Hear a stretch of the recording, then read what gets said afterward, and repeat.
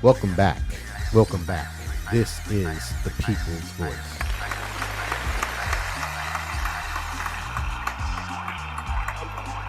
I am Trey Evans, and I am the People's Voice. Thank you again for checking out the podcast this week. As always, it is greatly appreciated.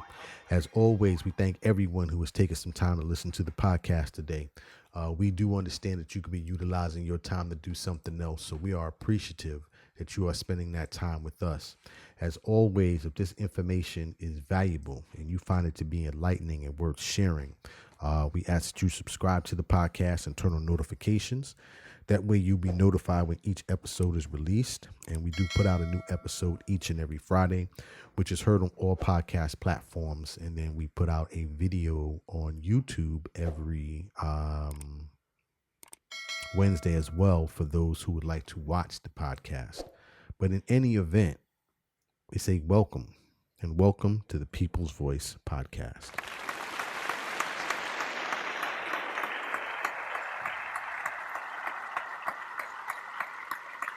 So today I want to get into the topic of alcohol, liquor, alcoholic beverages, however you want to describe it. And I want to talk about that today for several reasons. First and foremost, this is January, the beginning of the year. And there has been a trend or a movement going on the last few years, probably closer to a decade now, the movement which is called Dry January. And Dry January basically is, I guess, and I'm looking for when it originated, but part of Dry January is that individuals who, I guess, drink during the year, they decide that in January they will abstain from any type of alcohol consumption. And it goes, it's supposed to go for the entire 31 days. And it's, part of, like I said, resolutions, also health and wealth, things of that nature. And, it's been very popular. I've seen a lot of posts about it. So this is definitely a movement that looks like it's going to stay around for quite some time. Now, because of that, of course, I started doing some research, and I want to talk about today in my research that I found that there has been a steady decline overall in alcohol consumption for, looks like, based on some of the data here, going well on 2 decades, where, and this is globally, and that's just not here in the United States, where there has been a consistent decline of alcohol consumption amongst individuals, which, I applaud, for, I am not a drinker. I think I've said that several times on this podcast. I think one of my first podcasts I talked about alcohol, because it is a drug and because it's been socialized, and I guess some of the stigma that many other drugs carry, it doesn't carry the same type of stigma. People, for some reason, have not acknowledged it as a drug. It is a drug, just like any other drug, because it alters your state of mind, your physical movements, things of that nature. So, in any event, today I want to talk about alcohol consumption. I want to talk about 3 different things about that. Number 1, the decline that's been going on.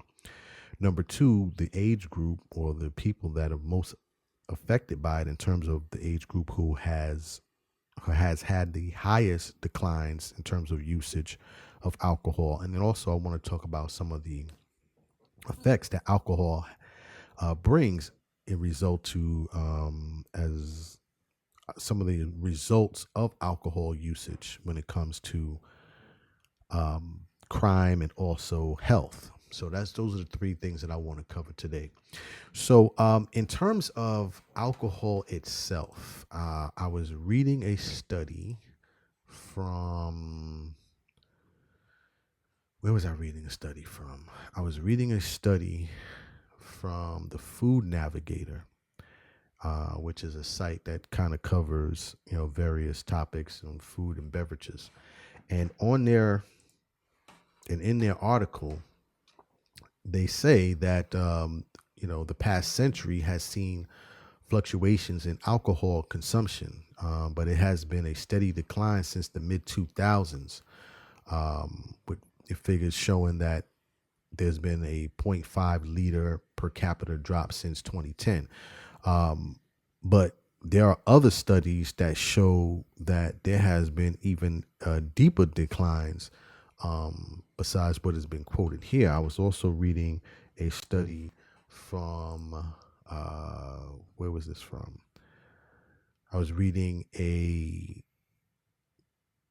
article, excuse me, on from the Hill. The Hill did an article on this because one of the major reasons why alcohol consumption is declining is because younger generations, particularly when you start talking about millennials and Gen Zers, especially Gen Zers, are consuming less alcohol than previous generations. Reading this article here from the Hill, it says Gen Zers are drinking less than generations in the past.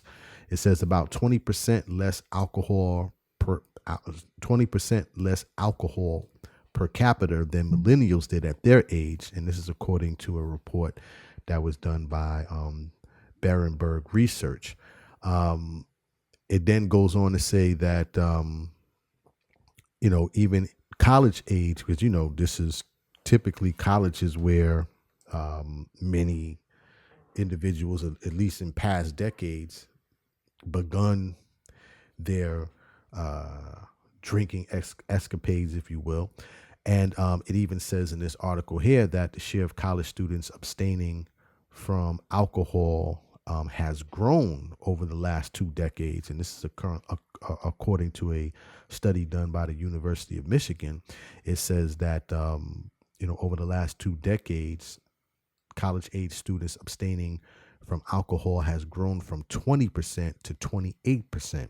So the decline that is currently going on with alcohol consumption, and again, this is globally, but I'm kind of quoting some things here from the United States, has a lot to do with the fact that younger generations are not participating in alcohol consumption, and especially heavy alcohol consumption. Now, that's not to say that, alcohol consumption has completely stopped at all, right? Because you still have older generations who are consuming alcohol at the same rate, or in some cases, even much more. I was reading another article from, I think, Penn State, where they kind of examined this, and they went by age groups. And when they conducted a study back in 2023, and in their study, it says that for those aged 35 to 54, 66% of those that were in this study that they conducted said that they consumed alcohol. And then for those of the age of 55 years and older, 61% of those individuals said that they consumed alcohol. Now, back in this study in 2023, it said 58% of individuals 18 to 34 consumed alcohol. And again, these numbers are in decline, and the younger generation is the more consumer-based generation, right? This is the targeted demographic, especially for advertisers and other individuals who sell products. That 18 to 34 is the age group they're looking for, because those are the ones that usually are more influenced to purchase and consume products and goods. So this decline is going to continue. This is not going anywhere. Now, why is it? Now, why is it happening? Right? Because it's not just a matter of being young and just deciding they're not going to drink. Well, a lot of these studies also point out that the younger generation, particularly when you're getting to the Gen Zers, are far more health conscious and far more not only mentally but also physically health conscious about the effects that alcohol has on the human body. And there has been study after study after study done. And I mean, me personally, I can't tell you, like, it just does me good, because I've said this forever, right? Because again, I don't drink, and I'm not trying to toot my horn, but I just it for some reason, for me, it just never, like, I'm like, why would you want to alter your body that way? It just it has to have some effect on it. But in any event, Gen Zs are not drinking because of having a higher consciousness of health concerns regarding that. In this same article that I'm reading from Penn State, that conducted that survey, in that article, it says Gen Z prioritizes wellness, both mental and physical, more than other generations. In addition, it says that 50% of Gen Zs report regularly working out, compared to 45% of people from other generations. And then thirdly, one of the other reasons why they are not drinking as much as previous generations is because they're trying to save money, because obviously we live in a much more expensive society than many of us grew up in, and the Gen Zers are aware of that. And that's another reason why they are abstaining from consuming alcohol, or in many cases not consuming it at the same rate as younger generations have in the past. Now, in terms of the health effects that alcohol has on on individuals, and if you are of a certain age, we've heard all type of reports over the years where a report will come out and say, well, alcohol is good for you. Or, you should take a drink of wine a day. It's for good health, promotes good health, heart health, or, it other, there's been other claims over the years. And the one that always comes to my mind is when people say, well, you're supposed to drink a glass of wine a day for good heart health. And I'm like, huh? But, in terms of the health implications, there are major health implications that come with consumption of alcohol. Saw a study here, or a piece here, that was done by Dr. Gupta on CNN, where he talked about what the effects are of alcohol. And so let me play that. Oh, the effects that alcohol has on individuals. Let me play that, and then I'll go into some of the effects that alcohol has on crime, and then we'll close out from there. But let me play this piece from CNN. This is Dr. Gupta talking about alcohol and its effects on individuals. The study that I think really got my attention specifically was, and I have a family history of heart disease, is that just one drink per day will actually increase your systolic blood pressure. So the top number of your blood pressure, just one drink per day. So if you're somebody who doesn't even have hypertension, doing that one drink will actually be problematic. Not drinking, obviously beneficial, but here are some of the other benefits. All I'm doing is presenting the facts. Liver enzymes. Alcohol is metabolized by the liver. If you're not drinking, your liver enzymes will probably improve pretty quickly if you're not drinking. Your sleep and diet, that improves. And then other bad habits that go along with drinking, that usually improves as well. So lots of good reasons. That was Dr. Gupta from CNN talking about the health effects that, alcohol has on the body. And as you heard from there, you can have some major health effects that will be a result of consuming alcohol, especially at high rates. So I'm glad that the doctor is speaking on that, and hopefully, many people are receiving that message. Last but not least, to close out, alcohol and its effects in terms of crime. Now, there has been a direct correlation between alcohol and crime. I'm reading a study here that was conducted by a group called the School of Public Health and Alcohol Research Group of Emeryville, California. And they published a study back in April of 2024. And in that study, they looked at a they conducted a study in Baltimore, Maryland, where they looked at the effects of restricting alcohol in neighborhoods and how it affected the crime. And in that study, and this is published, and I just like to give credit, so I just want to make sure. This is from Boston University, published this article.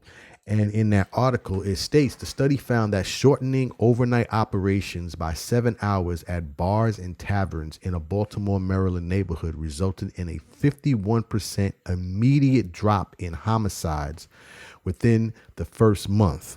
I ain't passed the ball, but I know a little bit. Followed by a 23% decline in all violent crimes annually in the surrounding areas compared to similar neighborhoods with no change in hours of sale.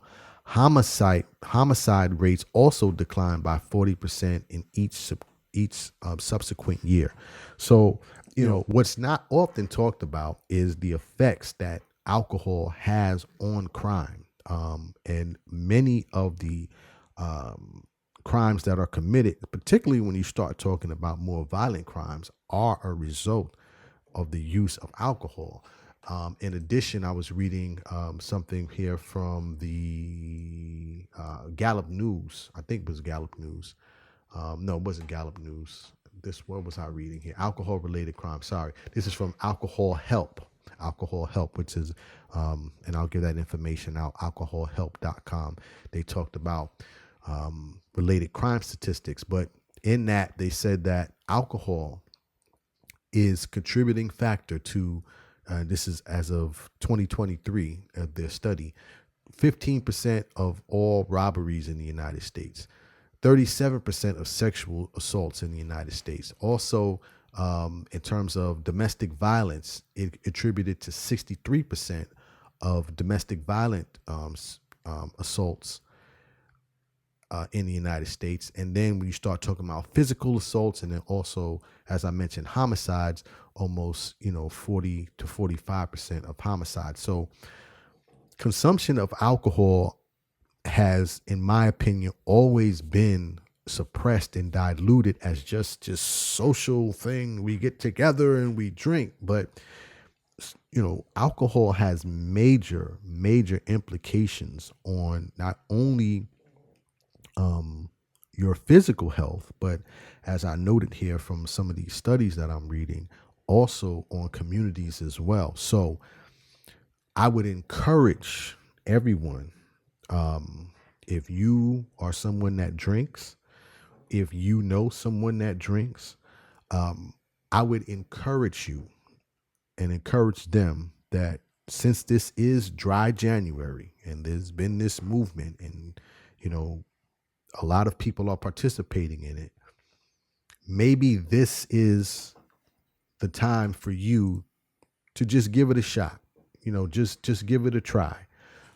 It might be effective for you. If not for you, maybe for someone else, and can maybe, change the outcome of your family or your community as well. For those who would like the number, if you have alcohol addictions and you want help, there is a number. That number is 1-877-624-1853. That again is 1-877 624-1853, and you can contact individuals to get help if you are having challenges with alcohol addiction. There are counselors who can either provide you services or provide you, some help as well for alcohol abuse that you may be struggling with, if you would like to have help. I was trying to give out another number as well, but